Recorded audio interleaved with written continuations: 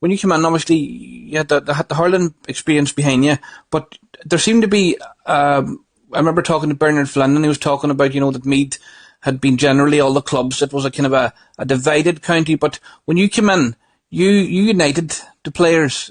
And that was the big thing that you done to get them playing the football was, as you said, they had talented players. What were that couldn't have been an easy job, Seán.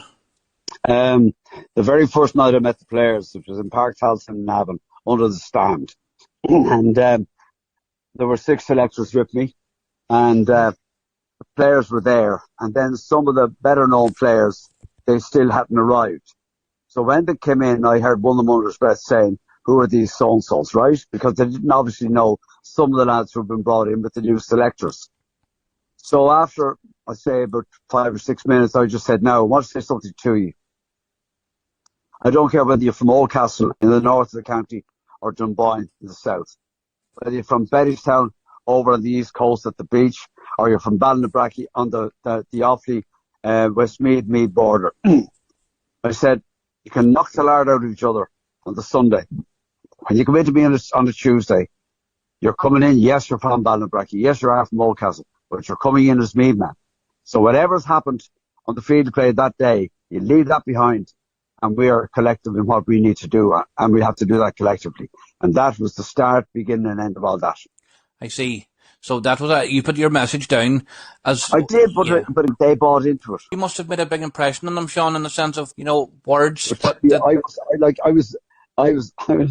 I hate to say this, but I wasn't a nobody. But I was a nobody. In like you are until something happens. Do you understand? I know. But that's something that never bothered me. I never doubted that whatever I took on, I never doubted that I could help them to achieve excellence, and that never crossed my mind that I couldn't do that. Yeah. And that may seem cocky. It's not a bit cocky. It wasn't me. Like, if they could play football well for 5 minutes, they can play well for 10.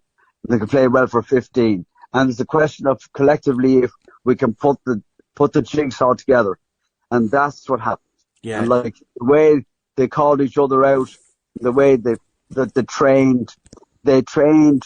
We never trained for longer than the actual length of time of a match. But for that period of time, that continuity of thought was there. There was no distraction. And that's what made it happen. Yeah. The great county board, the clubs were brilliant. And it takes everybody coming together.